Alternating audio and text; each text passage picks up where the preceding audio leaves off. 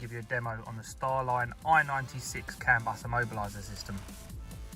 So the way this immobiliser system works is the vehicle starts, must have this tag with you.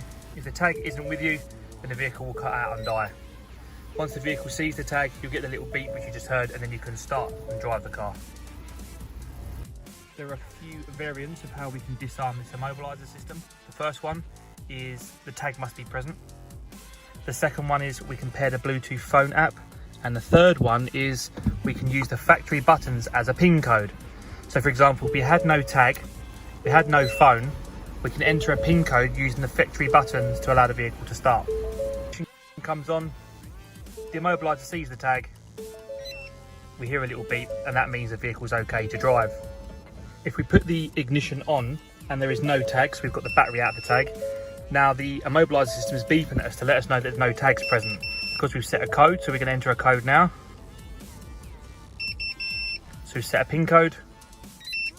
Now we can start the vehicle because the code's been accepted. Start the car with no code, so the engine's on. So on this vehicle we've got it on movement. So basically as soon as the vehicle goes forward, the vehicle's now died.